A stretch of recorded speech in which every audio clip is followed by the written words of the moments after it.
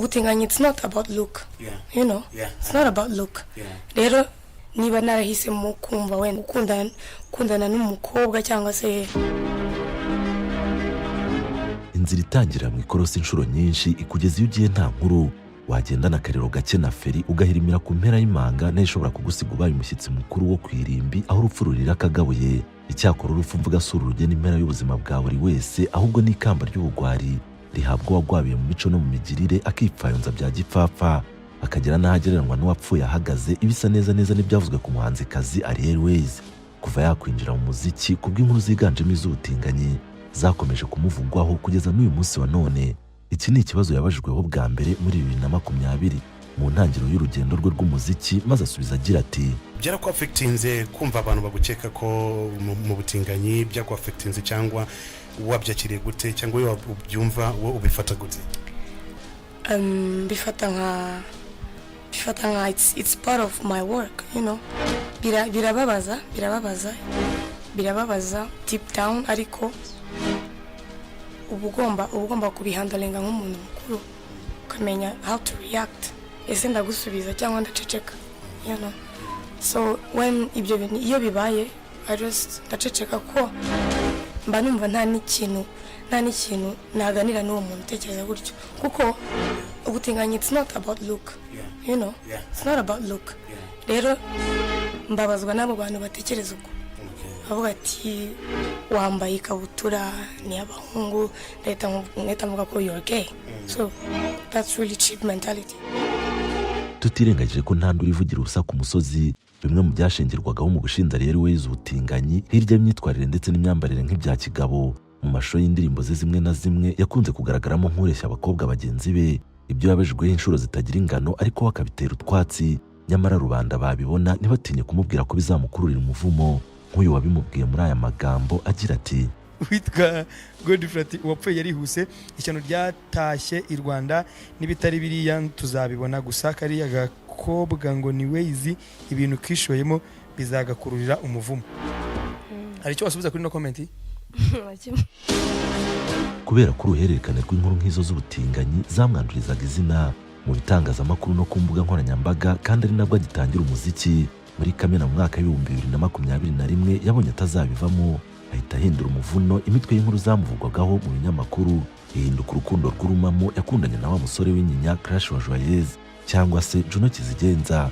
Uyu barakundanye biratinda, bambarana ubusa kenshi, badusangizaga ku mbuga nkoranyambaga kugeza amezi 6 yose yihiritse nka nyirantarengwa y'urumamo bakundanye. Ariko rwasize umutima wa Ariel Ways uditsemo ikizima cy'umwijima ukomeye n'agahinda kamuhindiye muri studio, maze amaganya ye yose akayahuriza hamwe mu ndirimbo yise 10 Days cyangwa se iminsi 10, ariko nayo yasohokanye amashusho ataravuzweho rumwe na benshi, kuko muri bamwe bayitegereje neza bayiketsemo ubutinganyi, ariko ngo bajya kwitangaho ibitekerezo ku rubuga rwa YouTube bagasanga igice cyatangirwa ibitekerezo kuri yo hafunze, nkaho ubwo yayikoze yikeka amabinga. Reka twigire ku ndirimbo 10 Days. Indirimbo nayo rero yavuzweho byinshi gukoresha uriya mukobwa. Kuki utahisemo gufata umusore yaktingane nawe muri 10 Days akaba ari we waktingana nawe? Njye nashakaga ko acting niko nabishakaga kuriya byagenze. Yeah. Cyane gose. Hanyuma kubera iki iyi ndirimbo mwamyitinze comment session yayo? Nuko nta gitekerezo cyangwa comment numvaga nifuza ku ndirimbo. Kubera iki? Nuko nubyifuzaga. Kuki ahubwo ibintu byose bigomba kugira impamvu ziri specific ziri. Ubwaho ni harimo ikintu ushobora kuba waratinyaga bigatuma wumva udashaka gusoma ubutumwa bw'abantu bari burije ku ndirimbo? Nta kintu na kimwe natinyaga, nta na kimwe. Nyuma y'uko Juno Kizigenza bari barakanyujijeho amukati utareba inyuma, itohoza rya bamwe ntiryaburaga gushyira mu majwi ubutinganyi nk'impamvu gitera y'ibyo byose. Birumvikana nyuma y'ako gahararo na Juno Kizigenza gashize, uwahekwaga yatangiye kwigenza. Bucye Ariel Ways ahita acudika n'umuhanzi mugenzi we Babo. Kuva ubwo bihita bibaka ya hene mbi utazirikaho iyawe nziziri, dore ko muri sosiyete nyarwanda aba bombi bavugwagaho imico mibi n'imigirire bya gitinganyi. Udakeye kabiri rero iby'umubano wabo byatangiye gusakuza mu bitangazamakuru no ku mbuga nkoranyambaga. Nyuma gato y'indirimbo bahuriyemo bakayita Lose You yacanze benshi kubw'amashusho yayo, yabagaragazaga basongamanye nk'umuhungu n'umukobwa, bigatera urujijo benshi bayirebye, maze Ariel Ways yabibazwaho agasubiza asa nk'uwijijisha ko ibyo bagaragaje mu mashusho y'iyo ndirimbo ari byo bifuje kwereka abantu bo babibonaga nk'ibisigurira n'irari bya gitinganyi. Abenshi bavuze ko ino ndirimbo ari indirimbo promotinga ubutinganyi by'umwihariko mu bana b'abakobwa, ubwo ni abalesbienne kuko abagabo baba ari abagay. Hanyuma ndagira ngo ugire icyo bivuga. Nibyo koko? Ikintu bivuga was just my way of expressing my art and yeah. Abibaza ko nyine ushobora kubibamo n'icyo wababwira. You're expressing your art. Ariko it makes confusion. Sometimes it makes confusion when some people are watching your videos, your songs, and realize if Ariel Ways is a lesbian because of your acting, because of your... Bro, those are cheap mentality. How are you going to judge me because nambaye kabutura ngo nisengeri ngo tatuaje? I don't know what. That's bullshit to me. Numva bitanakwiye ari ni ibintu biri very cheap ku buryo ngiye I can't even take my time and answer you. Abamucyuriye kugira imyifatire n'imigirire bya gitinganye ni nabo bamucyuriye ko afite imwemwe mu gatuza zisanzwe ari icyita rusange ku bagabo n'abasore, bityo ko imisemburo mike ya kigabo ari imutera kwiyumva nk'abagabo kandi ari umukobwa, uretse ko nawe ubwe yabacyuriye kw'ibyo ntawe bireba. Nibyo koko Ariel Ways yaba afite imwemwe? Byo nta n'umwe bireba, nazifite ntazifite, it's none of your business. Bro, this is my body. Ngenda ntawe nagiye kubaza ngo ese wogoje nshaka ntawe nabajije. So umwaka w'ibihumbi 2025 ugana ku musozo, gucudika kwa Ariel Ways na Babo kongeye guteza impagarara ku mbuga nkoranyambaga ubwo bombi bisangaga mu maboko atari ayabo, bakurikiranweho icyaha cyo gukoresha ibiyobyabwenge. Kubw'amahirwe ntibagifungirwa, nyamara cyarasaga n'icyamaze kubahama bataburanye kubw'ibipimo bya gihanga bari bafashwe. Iki gihe impaka zongeye kuba ndende ku mbuga nkoranyambaga, hibazwa waba warashutse undi ngo basangire ibyo binyagwa by'ibiyobyabwenge byayobeje na buke bari bafite. Icyakora kubw'amahirwe yabo ntibaburanishijwe kuri icyo cyaha cyangwa ngo bagifungirwe, ahubwo bajyanwe mu kigo ngororamuco cya Huye Rehabilitation Center ngo bongere bagororwe, nubwo ntawe ugorora ikijumba. Gusa nubwo igitabo cy'ubuzima bwa muntu gishobora kwiganzamo paje z'umwijima kurusha iz'umucyo, ntibyatuza kukibumbura ngo turebere hamwe ibicyanditsemo. Ari nayo mpamvu tugiye gusomera hamwe icy'ubuzima bwa Ariel Ways. Nubwo paje zanditse iby'ubutinganyi, urukundo rutamuhiriye, gukoresha ibiyobyabwenge n'utundi tugeso tubi arizo zirahabona kurusha izindi, hano wageze ni kuri The Purpose. Kora subscribe kugira ngo utazongera gucikwa n'ibiganiro nk'ibi bicukumburanye ubuhanga tukugezaho umunsi ku wundi. Naho njye wumva nitwa King Saint. Guhaye ikaze. Ariel Ways ni izina ry'ubuhanzi, amazina yanjye ni Ariel Ways. Okay. Bisobanura iki? Ariel Ways. Amazina Ariel bivuze the lion of God. Okay. Hanyuma Ways, you know, umwana wa Yesu. Okay. Yeah, I'm a Christian. So yeah. Ubundi amazina asanzwe yiswe n'ababyeyi be ni Uwayezu Ariel, wavukiye ku Gisenyi ho mu karere ka Rubavu ku itariki 9 Nzeri mu mwaka w'ibihumbi 2001 mu muryango w'abana 8. Ariel Ways akaba ari umwana wa gatandatu. Nubwo Ways yavukiye Rubavu ariko mu mujyi wa Kigali niho yaciriye akenge, anahigira amashuri y'abanza nyuma y'uko umuryango we ariho wimukiye. Amashuri yisumbuye Ways yayigiye ku bigo bibiri bitandukanye, aho icyiciro rusange yakigiye mu murenge wa Kibeho mu karere ka Nyaruguru mu kigo cy'abihaye Imana cya Groupe Scolaire Mère du Verbe, naho icyiciro cya kabiri cy'amashuri yisumbuye akigira mu ishuri ry'umuziki rya Nyundo riherereye mu karere ka Muhanga. Numvaga nkunda nyine nkunze kuririmba cyane, nkahora nifuza kuba umuririmbyi kuko my mother yararirimbaga muri groupe yitwa Ingeri, donc yararirimbaga nanjye nkaririmba traditional songs. Nkisanga nanjye ndi kuririmba, bagenda babona impano yanjye gutyo. Uko nagiye nkura niga amasomo tronkomene, kuko nagendaga nkomeza gukunda kuririmba, ari nako nkomeza gushaka byinshi ku bijyanye no kuririmba.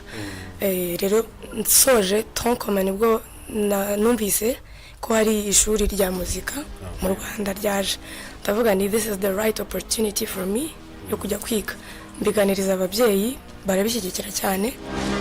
Kuva mu bwana bwe Ariel Ways yamanye inyota yo gukunda umuziki, ngo ku buryo kuririmba byari nk'ikirangantego cye na mbere yuko atangira kubikora nk'uwabigize umwuga. Kubera ko amarushanwa ariyo yizihira amatwi ya buri munyempano wese, Ways nawe yaje guta mu gutwi iby'irushanwa ry'abifuzaga kujya kwiga umuziki ku Nyundo, ariko inkuru nk'iyimugeraho imburagihe kuko iryo rushanwa ryari rigenewe abarangije umwaka wa gatatu w'amashuri yisumbuye, mu gihe yari ryitabiriye kandi akanaritsinda akiga mu mwaka wa kabiri w'amashuri yisumbuye. Akimara gutsinda iryo rushanwa yahise yicinya icyara, yibwira ko agiye guhita ajya kwiga umuziki ku Nyundo, ariko ababyeyi bamushyiraho igitutu bamubuza kwimuka mu mwaka wa kane asimbutse umwaka wa gatatu w'icyiciro rusange. Ibyatumye we na nyina bafata inzira bakajya kureba umuyobozi w'ishuri rya Nyundo mu rwego rwo kumubwiza ukuri ku manyanga Wezi yari yarakoze no kumutakambira ngo irushanwa yari yatsinze ntirindurwe imfabusa. Icyo gihe ku bw'amahirwe umuyobozi w'ikigo yabyumvanye ngoga, anabemerera ko Wezi agenda akarangiza umwaka wa gatatu wayisumbuye, ubundi agahita ajya kwiga ku Nyundo bitabaye ngombwa ko yongera kunyura mu irushanwa yari yaratsinze yivuye inyuma akiga mu mwaka wa kabiri wayisumbuye. Nabanje gukora competition ufite imyaka 14, kandi bari batubwiye ngo abantu bagomba gukora competition n'abafite tronkom, ubwo bafite o level bakoze. Icyo gihe rero nari ngirangiza 12e ari muri vacances, grande vacances, tujya mu marushanwa ko my sister yabimbwiyeho nyine nemaze iminsi cyane ndi kubitekerezaho, amubwira nshaka kujya kwiga ku kiriya kigo, arabimfashamo bamenya amakuru igihe bizabera, njya muri competition, ubwo bavuga nyine abagomba gukora competition ukuntu ibyo basabwa, mbirengaho ndabeshya nashakaga gutanga chance yanjye nkareba ukuntu ibintu biba bimeze, rero niba byakunda gukoreza biriya bihe n'ibya bihe abantu batsimbukaga amashuri like nothing. Wabeshye iki gihe? Igihe ndavuga njye iyo trick niyo ndi bukoresha. Tukora competition ndatsinda ndarangiza, niba bivumbura nyuma mama yambwiye ko rero bahita bansarana mu rugo nabo bajya kwiga muri bya bintu tararangira tronkom. Ubwo tujya kureba Mighty Popo nyine na mama, turamubwira nyine sorry twabeshye n'iki, aduha faveur, arambwira ngo ninzi umwaka utaha ntabwo nzakora amajonjora asanzwe, naje ngiye muri finale ko nari mfitemo place yanjye deje. Kera kabaye rero nk'uko bari barabyemerewe n'umuyobozi w'ishuri rya muzika rya Nyundo, nyuma yo gukora ikizamini cya leta gisoza icyiciro rusange cy'amashuri yisumbuye tronkom, yakomereje amasomo ye muri iryo shuri rya muzika, ahiga imyaka 3 kuva muri 2016 kugeza muri 2019. Asoza amashuri ye yisumbuye ahita ajya gukora umuziki nk'uwabigize umwuga, ahereye mu itsinda ryacurangaga ryitwa Symphony Band yari yarabayemo ubwo yari akiga ku Nyundo. Ariel Wezi nk'umuhanzikazi ukomora impano ye yo kuririmba ku murage wo mu muryango, guhera kuri nyina umubyara waririmbaga muri orchestre Ngeri na nyirarume witwa Daddy Casanova, umuhanzi wabaye ikirangirire mu myaka yatambutse. Mu kwifuza kugera ikirenge mu cyabo nawe yakoze iyo bwabaga, ubundi bigeze muri 2020 ahitamo kuva mu itsinda rya Symphony Band atangira gukora umuziki ku giti cye, ahereye ku ndirimbo zirimo nk'iyitwa Ndaryohewe yahuriwemo n'abahanzi basaga n'abari gutangira urugendo rwabo mu muziki. Nyuma gato yo gutanga umusanzu muri iyo ndirimbo, Wezi nawe ese yinyara mu isunzu akora ize bwite zanakunzwe zirimo yitwa Away yahuriyemo n'umu ex we Juno Kizigenza, Yishuruduno, Agasinye n'izindi nyinshi. Nkuko twigeze kubigarukaho mu ntangiriro z'iki kiganiro, Ariel Wezi yahise atsinda nk'uwayinywa yatariye, atangira kuvugwa mu ruhererekane rw'inkuru z'ubutinganyi zamuvuzweho bigatinda. Ubwo inkuru z'ubutinganyi kuri we zacururukaga muri Kamena mu mwaka w'2021 hahise hatangira kuvugwa cyane iby'urukundo rwe na Juno Kizigenza, ariko mu mezi nk'atanu gusa ibyari guterana imitoma ku mbuga nkoranyambaga byahindutse guterana amagambo, bukeye bwa Ariel Wezi acukwe na Juno Kizigenza bibuko. Icyakora mu mwaka ushize mu mpera za 2025 bombi baherutse kongera kwikumbuza ubudasa bw'ibihe byiza bagiranye, bagikundana urumamo basomanira byimbitse ku rubyiniro imbere y'imbaga ubwo bari baserukanye mu gitaramo cya Davido cyari cyabereye muri BK Arena. Uretse ko n'ubundi bari barakundanye bikino bikarangira Wezi abikomerekeyemo kubera ukuntu yisanze ari gukundana na Juno wamuteje ukuboko akamwima umutima bya burundu. Nuwe muntu ubona mwakundana bigashoboka muri industry y'u Rwanda nubwo bitabaye ariko uwo nabonaga byakunda ntago byakunze. Ninde? Murabizi ibyo ndi kuvuga.